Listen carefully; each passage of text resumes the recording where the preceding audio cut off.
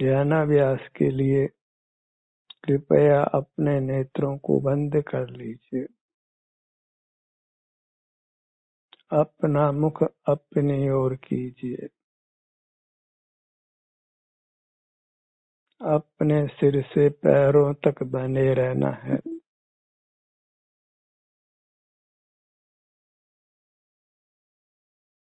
यही हमारी मर्यादा है। अपने विस्तार तक सीमित रहना।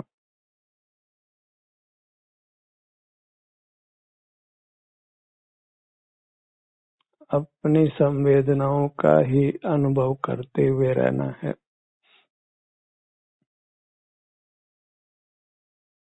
सहज ही आपका ध्यान अपने एक स्थान से दूसरे स्थान पर जाता है।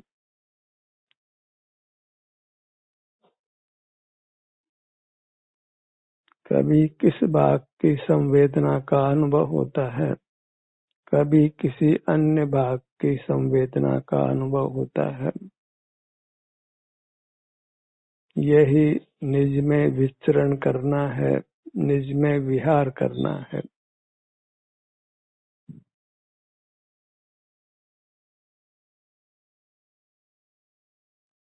अपने भीतर देखिए कहाँ कैसी संवेदना किस भाग में हो रही है।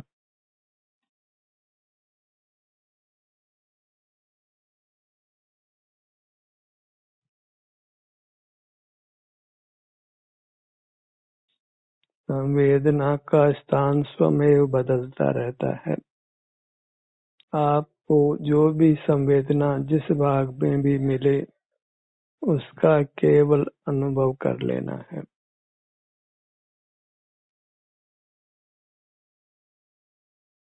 इसी विधि से हम बद्ध कर्मों से मुक्त होते हैं और हमारा स्वाभाविक सुख प्रकट होता है।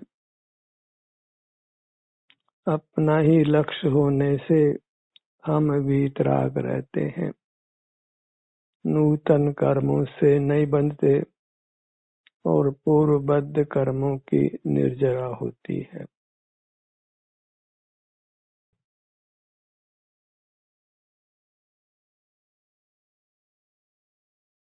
अपना मुख अपनी ओर रहे, पर की ओर नहीं हो। इतना ही स्वपर का विवेक है। स्व संवेदन करना है और पर को नहीं जानना है। पर के बारे में विचार भी नहीं करना है। पर का स्मरण नहीं हो। इसलिए अपना मुख दृढ़ता से अपनी ओर रखिए।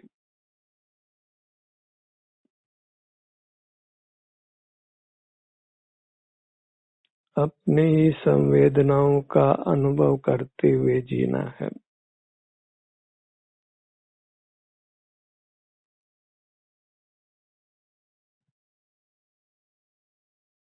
मूर्त पदार्थ सुख स्वभावी नहीं है, इसलिए उनका अनुभव नहीं हो सकता है। अनुभव सुख दुख का ही होता है और मूर्त पदार्थों में सुख दुख नहीं होता है। उनके लक्ष्य से इंद्रिय सुख दुख होता है, अतीन्द्रिय सुख नहीं होता।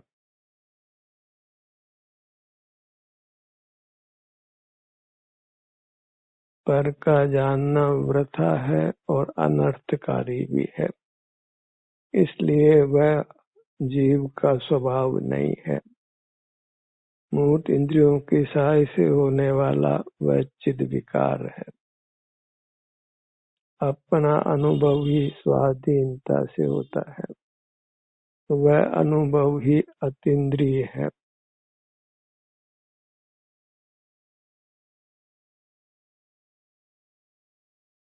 स्वसन्मुखता में अतीन्द्रियता है और परसन्मुखता में इंद्रियता है।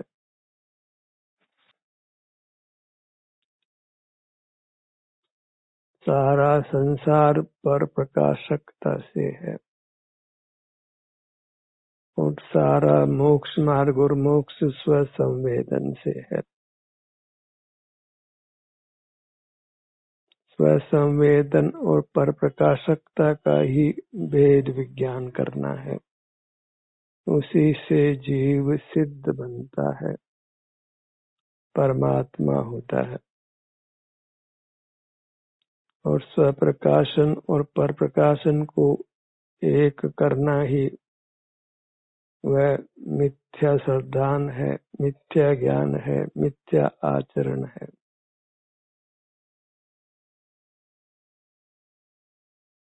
उसी से जीव कर्मों से बनता है।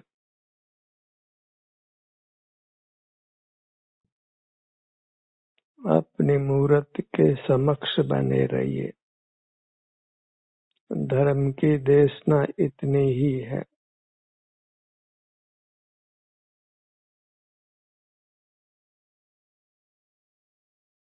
अधिक से अधिक समय तक अपने सन्मुख रहने का प्रयत्न करना है। पर पदार्थों का देखना जानना नहीं करें, उनका स्मरण नहीं करें, उनके बारे में विचार नहीं करें। इस प्रकार हमको अपने आप को मोक्ष पथ में रखना है।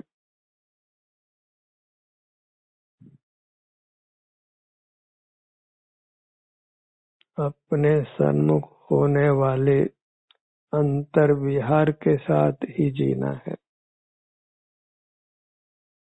अपने विभिन्न भागों की संवेदनाओं के साथ जीना है। अपने ही सुगुण की पर्याय का हमको अनुभव संवेदन होता है। असत वेदनीय कर्म सुख का घात करता है।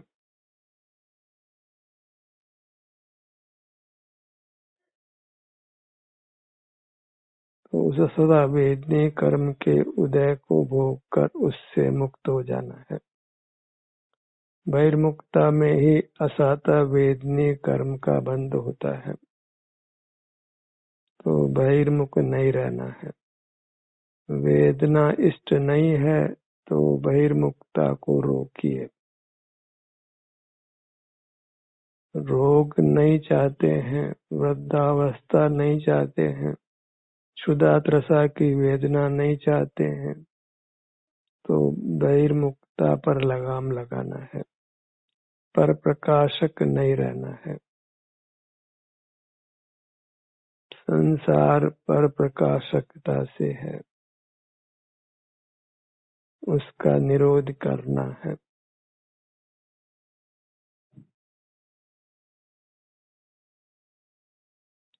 स्वमुख होकर अंतर में जो सहजी विचरण स्वतः होता है, उसका अनुभव करते हुए रहिए।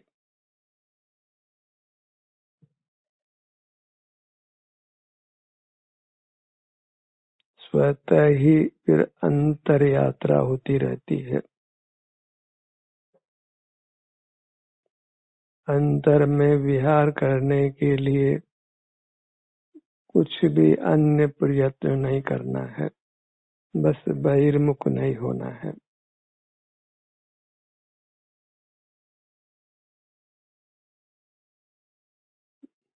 बाह्य जगत को हम देखे जाने नहीं तो मोक्ष होने में देर नहीं लगती है।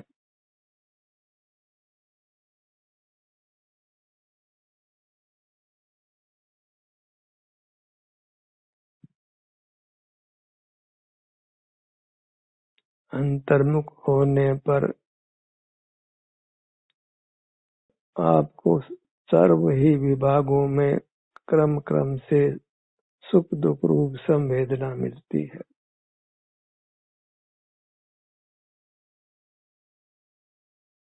स्वतः ही विभिन्न भागों में विचरण होता रहता है।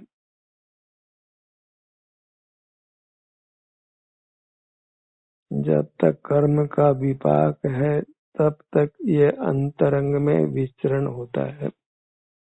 और कर्म क्षय होने पर सर्वांग मूर्ति का एक साथ संवेदन होता है और फिर विचरण नहीं होता, अत्यंत स्थिर वृत्ति होती है।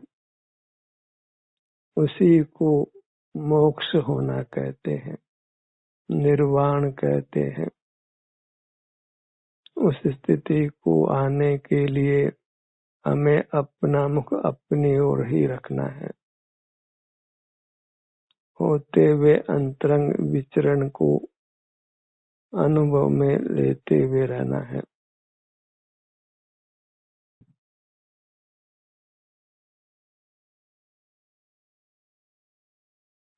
अपने अमूर्त काया को ही भगवान मानना है, उसी का दर्शन संवेदन अनुभव करना है।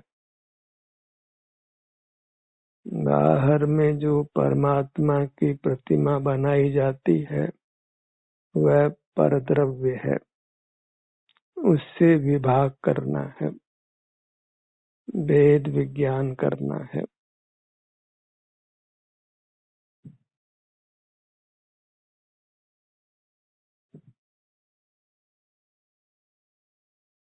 बाहर के किसी पदार्थ की संवेदना हमको नहीं हो सकती है, मूर्त पदार्थ में संवेदना पाई नहीं जाती है।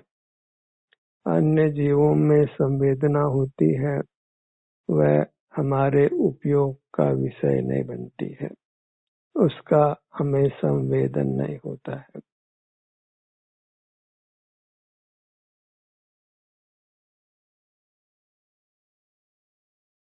सहजी अंतर्मुख होने पर कभी आपका ध्यान मुखमंडल पर होता है, कभी अपने हाथों पर, कभी अपने पैरों पर, कभी हृदय स्थान पर, कभी पेट के भाग में, कभी पीठ के भाग में, कभी कंधों पर, गर्दन भाग पर, कानों पर, नेत्रों पर, ललाट पर, पगतलियों पर, हथेली पर, पाँव की पिंडलियों पर, टखनों पर की एड़ियों पर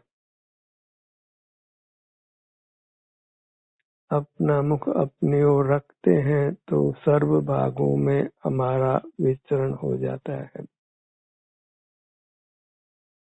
हम बहिर्मुख नहीं होते, रागादि दोष उत्पन्न नहीं होते, हम वीतराग रहते हैं।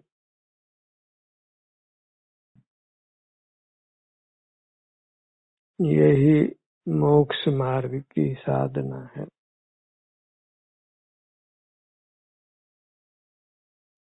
अन्य कुछ भी विकल्प नहीं करना है।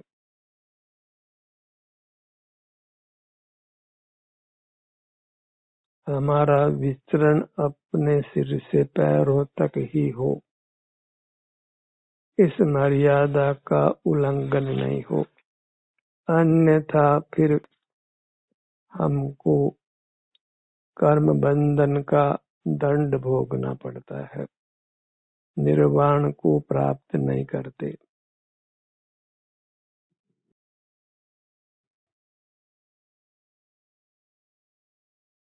जैसे भी अंतरंग में आपका विचरण हो उसको स्वीकार करना है। विकल्प हो तो अपने नाम का विकल्प हो, अपने अंगों के नाम का विकल्प हो।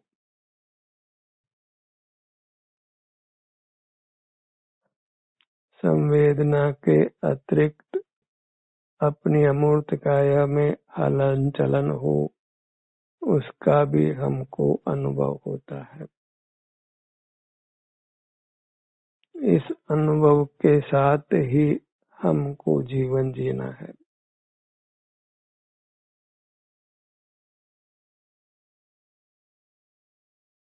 संसार में खूब रह लिए हैं, अब और नहीं रहना है।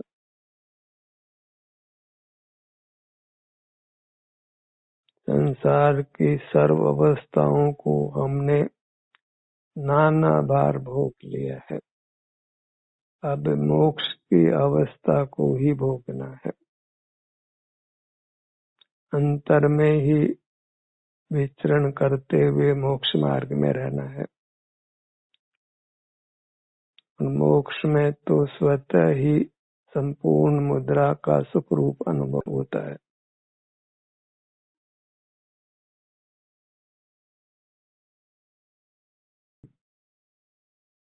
जितना प्रयत्न है वह बस बहिर्मुखता के निरोध रूप है, तो स्वतः ही फिर अपना मुख अपनी ओर होता है और स्वतः ही अंतरंग में संवेदना होकर हमको अनुभव में आती है।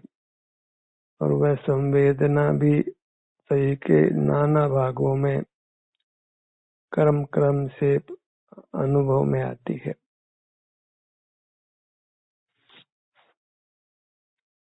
एक ही लक्ष्य बनाइए कि स्व संवेदन का समय दिन प्रतिदिन बढ़े। पर पदार्थों के देखने जानने, उनको उपयोग में लेने का समय उत्तरोत्तर कम होता जाए।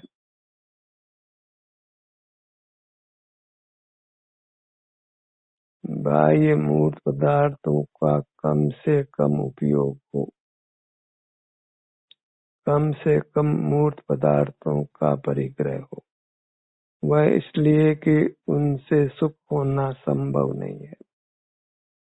वे सुख स्वभावी नहीं होने से उनका संवेदन कदापि नहीं हो सकता है। संवेदन केवल अपना ही होता है। हम अपने ही सुख को भोग सकते हैं। वह योग्य ही है।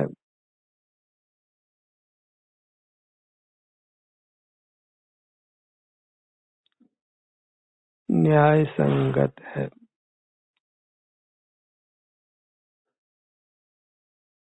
स्वाधीनता में ही सुख है।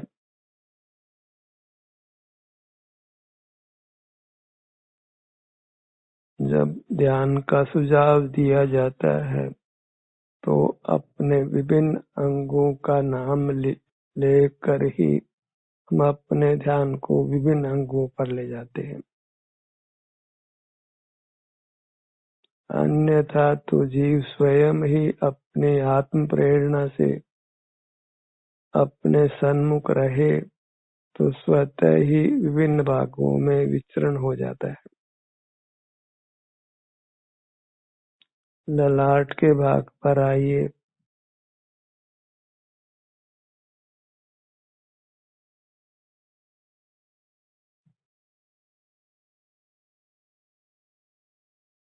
सिर का भाग,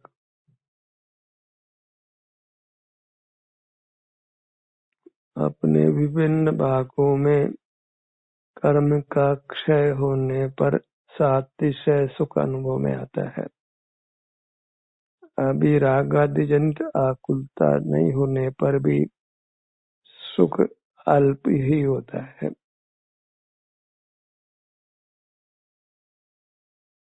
जैसे जैसे कर्म का क्षय होता जाता है सुख बढ़ता जाता है। और प्रारंभ में तो कोई विशेष सुख नहीं होता है। जैसे पानी को फ्रिज में रखते ही वह ठंडा नहीं होता है, उसका ठंडापन भाषित नहीं होता है। पानी को स्टोव पर रखते ही तत्काल ही गर्म भाषित नहीं होता है, पर धीरे धीरे वह उत्तरोत्तर अधिक गर्म होता जाता है। ऐसे ही जैसे जैसे स्व सन्मुख रहने का, अंतर में आचरण करने का काल बढ़ता जाता है तो सुख का अनुभव भी बढ़ता जाता है और फिर पूर्ण भी होता है। फिर अंतरंग में विचरण नहीं होता, क्योंकि संपूर्ण काया का युगपत संवेदन होता है। और फिर जीव कभी बहिर्मुख नहीं होता है। मोह के तीव्र उदय में ही बहिर्मुखता होती है, और जब हम प्रमाद में रहते हैं तो मोह के मंद उदय में भी जीव बहिर्मुख रहता है। पर जिसने बहिर्मुखता को बुरा जाना है, स्वसन्मुखता को अच्छा जाना है, वह मंद उदय में सहजता से स्वसन्मुख हो जाता है और फिर मोह का उदय नहीं रहता है, तो कर्म का बंधन भी नहीं होता है।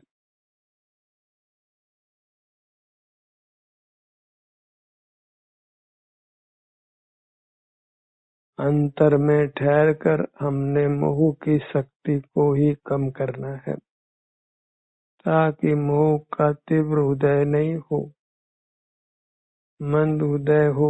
उसमें सहज ही हम अपने सन्मुख रहकर मोह के उदय को रोक सकते हैं।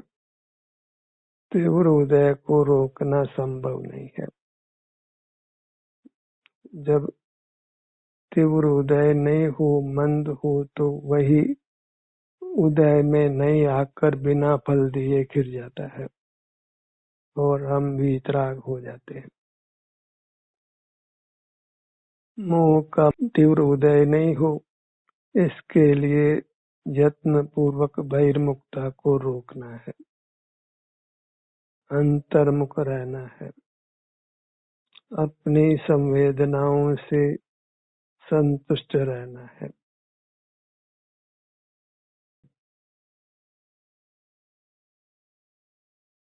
अपनी संवेदनाओं से ही युक्त रहना है। इसी को ध्यानाग्नि कहते हैं, ध्यान का ताप कहते हैं, तप कहते हैं, जिससे कर्मों की निर्जरा होती है, कर्मों का आगमन नहीं होता है, संवर निर्जरा युगपत होते हैं।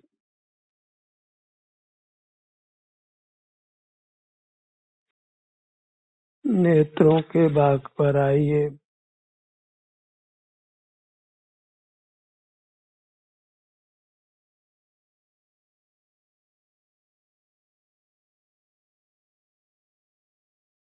जब कर्म का बलवान उदय हो तो कुछ जोर नहीं चलता है।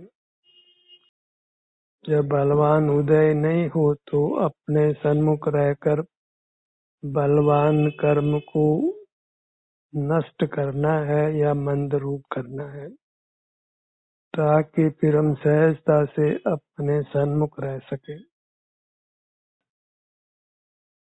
निरंतर अपने सन्मुख रह सके।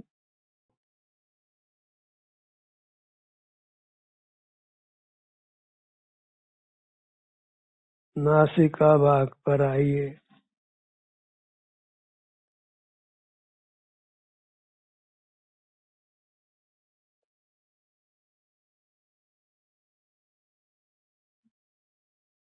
नासिका भाग का संवेदन करने को ही नासाग्र दृष्टि कहते हैं।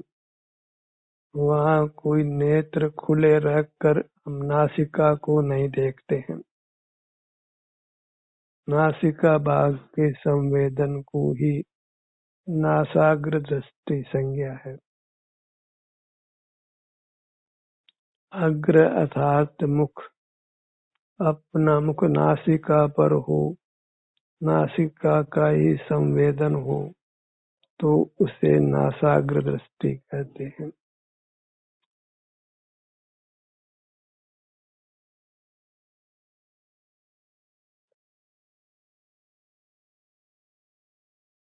इस प्रकार जब अंतरंग में विचरण होता है, विभिन्न भावों की संवेदनाओं को हम अनुभव में लेते हैं, तो हर भाग को हम रोगों से मुक्त करते हैं।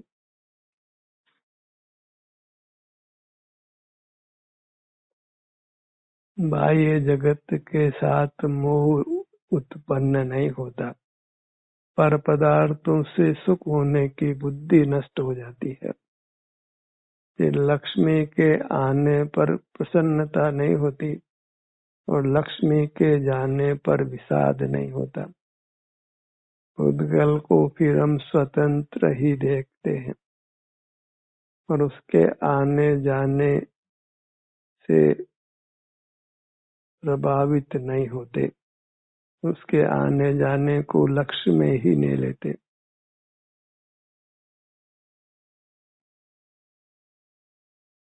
मूर्त पदार्थों का राग अच्छा नहीं है।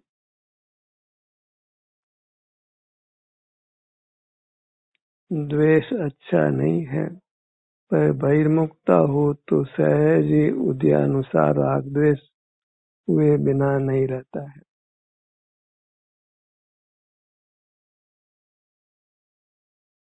अपना मुख अपनी ओर रहे तो सहज ही वीतरागता होती है। परमात्मा का स्वरूप व्यक्त होता है। हम परमात्मा समान होते हैं। कर्म कलंक से मुक्त होते जाते हैं। कर्म को ही मल या मैल संज्ञा है, जिससे हमारी वृत्ति मलिन होती है, कलंकित होती है।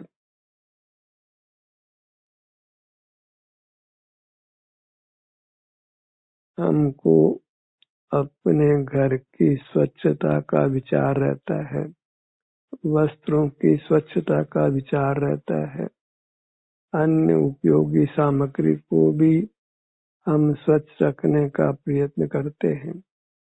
एक अपनी चिन्ह मूर्त जिसमें ये कर्म नो कर्म का मल या मैल बंधा हुआ है, इसी को स्वच्छ करने का हम प्रयत्न नहीं करते,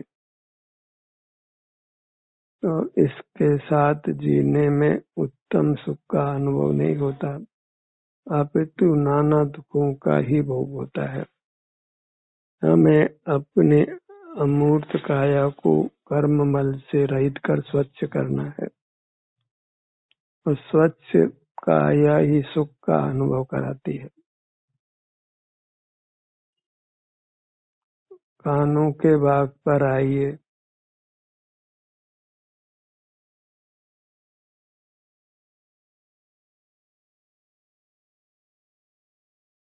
कानों में जो आत्म प्रदेशों का रूप है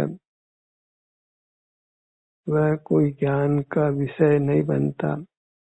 बस अब कानों के प्रदेशों में आराम वेदना की स्थिति ही हमको अनुभव में आती है, जिससे ऐसा लगता है कि मानो अपने अमूर्त कान भी हमको दिखाई पड़ रहे हैं, जानने में आ रहे हैं, पर वास्तव में वह कानों के भाग के स्वास्थ्य की स्थिति का संवेदन ही है।